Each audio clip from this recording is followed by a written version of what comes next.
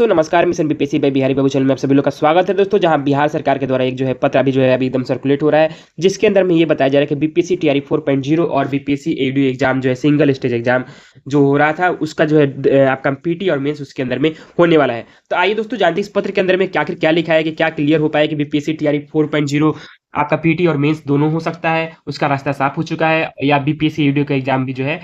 PT और mains दोनों होने वाला है। तो आपको मैं बता दूं कि बिहार सरकार के द्वारा सामान्य प्रशासन विभाग के द्वारा ये पत्र जो है जारी किया गया है, और किसके लिए? सचिव बिहार लोक सेवा आयोग बीपीएससी के लिए। अब इसी के अंदर में ये बताया कि आपको बता दें कि ये 1 जुलाई का ये पत्र लिखा गया है, और ये जो है इस पत्र के अंदर में साफ-साफ ये बताया गया कि इसका विषय ये क्लियर कर दिया गया है कि बीपीएससी अब पूरी तरीके से स्वतंत्र हो चुकी है कि एकल चरण का जो आपका एग्जाम है, सिंगल स्टेज एग्जाम है, उसको 2 चरणों में आयोजित कराने के लिए ये पत्र लिखा गया है। यानी कि अगर आपका जो है बीपीएससी एडीओ का एग्जाम हो गया, बीपीएससी टीआरई 4.0 हो गया, वो सारे एग्जाम हो सकते हैं कि अगर बीपीएससी अगर चाहे तो आपका जो है एग्जाम जो है पीटी और मेंस 2 चरणों में हो सकता है। और ये पूरी तरीके से सरकार जो है पूरी तरीके से पूरी तरीके से आपको खुली छूट दे चुकी है बीपीएससी के द्वारा, कि बीपीएससी का ही आपका अंतिम निर्णय रहने वाला है कि आपका जो है 2 स्टेज के अंदर में परीक्षा कराई जानी है कि नहीं करानी जानी है, और उसका क्या प्रोसीजर रहना चाहिए एग्जाम के लिए, तो सारा चीज़ बीपीएससी तय करने वाली है। जैसा कि आप यहाँ पे देख सकते हैं कि नियम number 3, the basis function of the commission shall be conduct the examination to the assess the merit sustainability of the candidate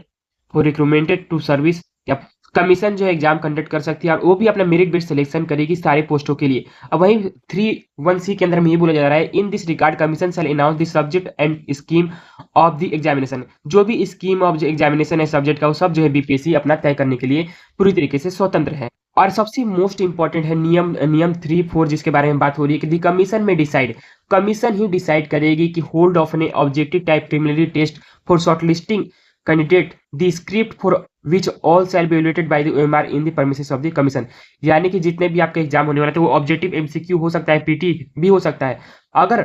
4(3) बोला जा रहा है, नियम 4(3) बोला कि where the number of candidate exist, 500 से अगर अधिक आपके जो है फॉर्म देते हैं, तो उसके अंदर में पूरी तरीके से बीपीएससी को अधिकार है कि वो पीटी मेंस और shortlisting for interview through the screening test, वो सारा प्रोसीजर जो है पीटी मेंस और इंटरव्यू सारा जो है आपका जो है बीपीएससी के हाथ में रहने वाला है। और आप यहाँ पे देख सकते हैं, यहाँ पे लिखा है the candidate shall be shortlisted for interview through the screening test. यानी कि अगर आप पीटी और मेंस पास करके आते हैं और फिर बाद में आपका इसका इंटरव्यू होता है, तो वो पूरा अधिकार बीपीएससी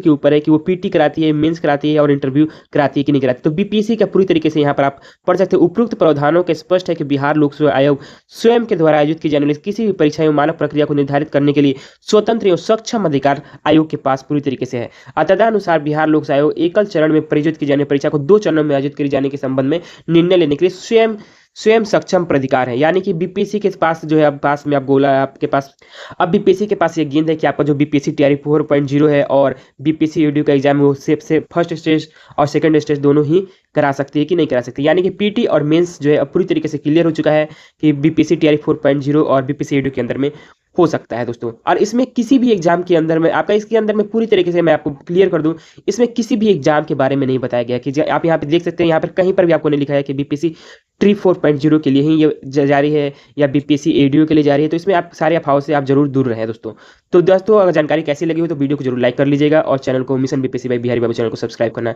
बिल्कुल भी नहीं भूलिएगा दोस्तों। जय हिंद।